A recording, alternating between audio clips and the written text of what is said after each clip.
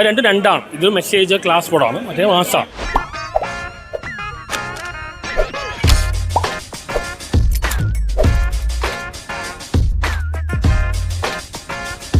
A movie star in the explosive star of Mollywood, Dhyan Srinivasan.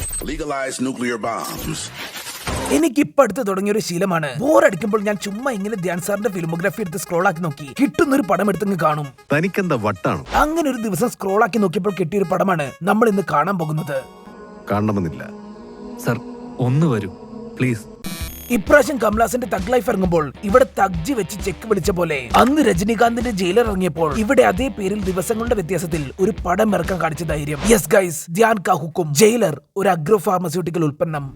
പോയി അനുഭവിക്കും. അപ്പൊ പടം തുടങ്ങുമ്പോൾ തന്നെ 1957 കൊടും കുറ്റവാളികളെയൊക്കെ പിടിച്ചിട്ടിരുന്ന ഒരു ജയില് കാണിച്ചുകൊണ്ടാണ്. കൊച്ചുകുട്ടികളെ മുതൽ സ്വന്തം ഭാര്യ വരെ തലക്കടിച്ച് കൊന്നവരുടെ കൂട്ടത്തിൽ ഇവന്മാരുടെയൊക്കെ കഴുത്തിലും കാലിലും വരെ ചങ്ങലടിപ്പിച്ചിട്ടാണ് നടത്താറ്. അത്രയ്ക്ക് ഡേഞ്ചറാണ്.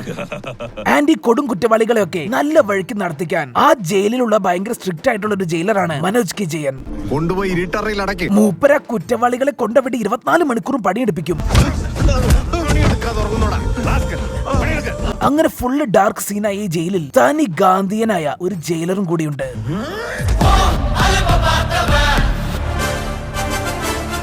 അത് മറ്റാരുമല്ല, നമ്മുടെ explosive star Dhyan sir. Gandhian എന്നൊക്കെ പറഞ്ഞാൽ ഒരു ദിവസം ഒരുത്തൻ ഇങ്ങനെ കുത്തിക്കൊല്ലാൻ വേണ്ടി നോക്കും, എന്നിട്ട് പോലും അവന്റെ മേലെ കേസ് എടുക്കാതെ വെറുതെ വിടും. ആ ലെവൽ ഗാന്ധിയൻ. അങ്ങനെ ഈ ഗാന്ധിയനായ മനുഷ്യൻ ആ ജയിലിലെ കൊലയാളികൾ അനുഭവിക്കുന്ന ക്രൂരതകൾ കണ്ട് മനം നൊന്ത് അവർക്കും വേണ്ടി സ്വാതന്ത്ര്യം എന്നും പറഞ്ഞ് ആ ക്രൂരതകളിൽ നിന്നും അവരെ രക്ഷിക്കാൻ വേണ്ടി ഒരു പരീക്ഷണം നടത്താൻ ഇറങ്ങുകയാണ്. അതെന്താന്ന് വെച്ചാൽ ആ ജയിലിനുള്ളിലെ സ്വന്തം അമ്മേനെയും പെങ്ങന്മാരെയും പോലും തിരിച്ചറിയാതെ കൊന്നു കളഞ്ഞ കൊലയാളികളെ ജയിലിൽ ഇടുന്നതിന് പകരം ജയിലിൽ നിന്നും പുറത്തിറക്കി ദൂരെയുള്ള ഒരു സ്ഥലത്ത് കൊണ്ടുപോയി സ്വതന്ത്രരാക്കി വിട്ട് സ്നേഹം കൊടുത്ത് കൃഷി എടുപ്പിച്ച് കർഷകരാക്കി മാറ്റുന്ന ഒരു എക്സ്പെരിമെന്റ്. വേറിട്ടൊരു സാധനം ചെയ്തു. സോ ആ എക്സ്പെരിമെന്റ് നടത്താൻ വേണ്ടി എക്സ്പ്ലോസീവ് സ്റ്റാർ തെരഞ്ഞെടുക്കുന്ന കണ്ടാൽ തന്നെ പേടിയാകുന്ന കൊടും കുറ്റവാളികളാണ് ഒരു നോക്ക് കണ്ടോളൂ, ചിരിക്കരുതേ. മാധവൻ, കേശവൻ, കമ്മാരൻ, ശങ്കരൻ, പിന്നെ ദാമുവും. അതാണ് ഏറ്റവും വലിയ കോമഡി അല്ലേ? ഇതിൽ മാധവൻ ഭാര്യയുടെ തലക്കടിച്ചു കൊന്നു. സ്വന്തം ഭാര്യയെ അതിക്രൂരമായി തലക്കടിച്ചു കൊന്നു. ദാമു 2 കൊച്ചു കുട്ടികളെ പൂരപ്പറമ്പിൽ നിന്ന് വെട്ടിക്കൊന്നു. 2 കുട്ടികളെ ഉത്സവപ്പറമ്പിൽ വെച്ച് കൊന്നു. കമ്മാരനാണെങ്കിൽ കൂട്ടുകാരന്റെ കയ്യിൽ നിന്ന് കടം വാങ്ങിയ പൈസ അവൻ തിരിച്ചു ചോദിച്ചപ്പോൾ അവന്റെ തല വെട്ടിക്കൊന്നു. ശങ്കരനാണെങ്കിൽ ഗ്രാമത്തലവനെ വെടിവെച്ചു കൊന്നു.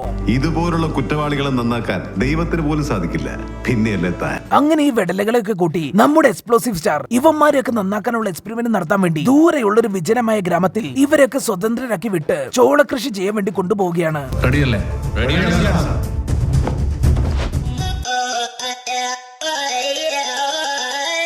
അവിടെ എത്തിയതും കമ്മാരനും കേശവനും ടീംസും ഞങ്ങളെ ജയിലിൽ നിന്ന് ഇറക്കിയ ധ്യാൻ സാർ ഞങ്ങളുടെ ദൈവമാണെന്നും പറഞ്ഞ് വൻ ആത്മാർത്ഥത.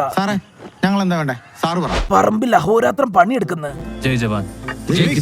അവരുടെ കയ്യിൽ കരി തെച്ചൊരു പേപ്പറിൽ അമർത്തി, ദാ സാറ് ഞങ്ങളുടെ ഫിംഗർ പ്രിന്റ്, ഞങ്ങൾ ഇവിടുന്ന് അറിയാതെ ഓടിപ്പോയാൽ സാർക്ക് ഞങ്ങളുടെ ഫിംഗർ പ്രിന്റ് വെച്ച് കണ്ടുപിടിക്കാമല്ലോ എന്നും പറഞ്ഞ് ആ പേപ്പർ കൊടുക്കും. സത്യസന്ധനായ കള്ളൻ. പിന്നെ കിടന്നുറങ്ങാൻ നേരം ഇവന്മാരുടെ കാലുകളൊക്കെ കൂട്ടിക്കെട്ടിയിട്ടാണ് കിടന്നുറങ്ങുക. കാരണം അറിയാതെ എങ്ങാനും ഇവിടുന്ന് ഓടിപ്പോയാൽ അറിയാൻ വേണ്ടിയിട്ടാണത്രേ. സത്യമാണോ ഈ പറയുന്നത്? സത്യം. പിന്നെ ധ്യാൻ ചേട്ടൻ അവിടെ ഭക്ഷണം വെച്ച് കൊടുക്കും. അടുക്കള കാര്യങ്ങളല്ല ഞങ്ങൾ നോക്കണം. പിന്നെ ധ്യാൻ ചേട്ടൻ പുറത്തു പോകുമ്പോൾ നിക്ക് സാറ് എന്നും പറഞ്ഞ് ഒരു പാത്രത്തിൽ ഇത്തിരി വെള്ളം കൊണ്ടുവന്ന് അതിൽ നോക്കിപ്പിച്ച് താടി വടിച്ചിട്ടില്ല എന്ന് കാണിച്ചു കൊടുക്കും. സാർ ഈ വെള്ളത്തിലേക്ക് നോക്കിയേ, സാറിന്റെ താടിയുടെ കോലം കാണാം. എന്നിട്ട് സാറ് താടി വടിച്ചിട്ട് പോയാൽ മതി എന്നും പറഞ്ഞ് ഒരു റൂമിൽ കൊണ്ടുപോയി ഷേവ് ആക്കിപ്പിക്കും. എടാ, അമിതാഭ് ബച്ചന്റെ ഹൈറ്റിലുള്ള ഒരു കണ്ണാടി അവിടെ ഉണ്ടായിട്ടാണോടാ നീ ആ പാത്രത്തിൽ വെള്ളം കൊണ്ടുവന്ന് മുഖം കാണിച്ചു കൊടുത്തത്? സോ ഗൈസ്, ഇങ്ങനെ ആ വെടലകൾ നമ്മുടെ ധ്യാൻ സാറിനെ നന്മമരം കളിച്ച് കൺവിൻസ് ആക്കി അവിടുന്ന് ഓടിപ്പോകും.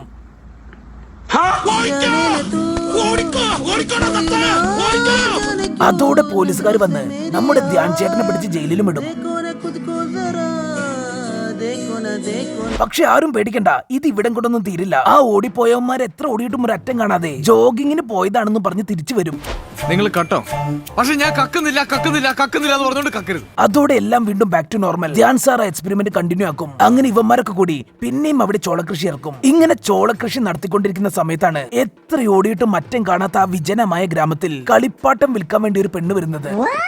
Today's topic is how to choose a location for your business. ഒരു 20 കിലോമീറ്റർ ചുറ്റളവിൽ ആ പരിസരത്തൊന്നും ഒരു മനുഷ്യനെ പോലും കാണാൻ കിട്ടൂല. അപ്പോഴാണ് അവിടേക്ക് കളിപ്പാട്ടം വിൽക്കാൻ വേണ്ടി സാരിയിൽ ഒരു മരക്കാരും കെട്ടിവലിച്ച് ഒരുത്തി വരുന്നത്.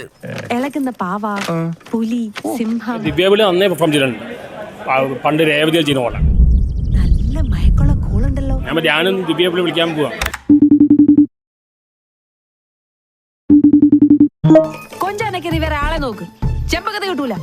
ഇവൾ ഒരു പ്രത്യേക ടൈപ്പാണ്. ചുമ്മാ പറമ്പിലൊക്കെ വീണയും വായിച്ച് പാട്ടും പാടി ഡാൻസ് കളിച്ച് നടക്കും.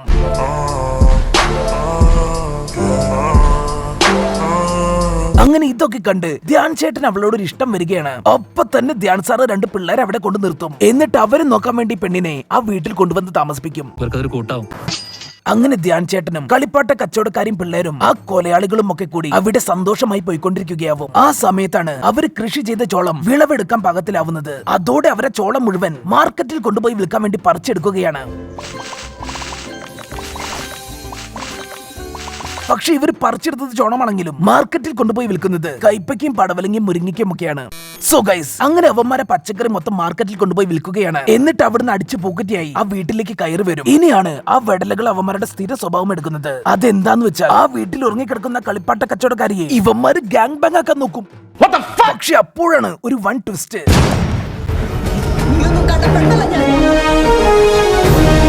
ഞാനും ദിവ്യവിളി വിളിക്കാൻ പോവാ.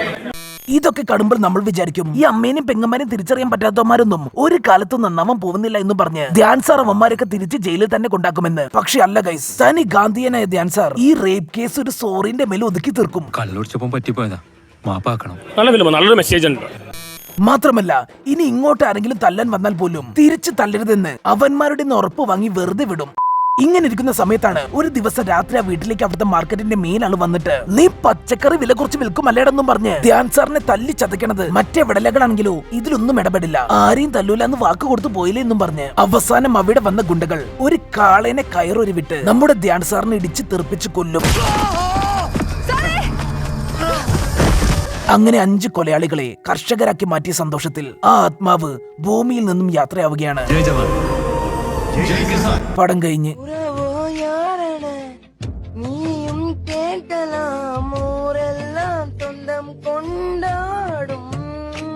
ഈ വീഡിയോ നിങ്ങൾക്ക് ഇഷ്ടപ്പെട്ടാൽ നമ്മുടെ ചാനലിലെ ബാക്കി വീഡിയോസായ മോൺസ്റ്റർ, കൂട്ടുകാർ, CBI5, ബിഗ് ബ്രദർ, സിദ്ധാർത്ഥ, അഞ്ചിരോരാൾ, അർജുനൻ, ബലറാം, വസുതാരദാസ്, Laila, Dracula, My Story, Rain Tree കമ്പഗൻ, ശോഭരാജ്, മാമകം, കലണ്ടർ, ലോക്പാൽ, നമ്മൾ തമ്മിൽ, വന്ദേ മാതരം, കാമ്പോജി, സലാം കാശ്മീർ, നക്ഷത്രക്കണ്ണൂർ രാജകുമാർ, നവനുണ്ട് രാജകുമാരി, കയ്യെത്തും ദൂരത്ത്, വൈറ്റ്, CIA, മിക്കായിൽ, വാറൻ ലവ്, കൃത്യം, നിറം തുടങ്ങിയ വീഡിയോസും നിങ്ങളൊന്ന് കാണണം പ്ലീസ്.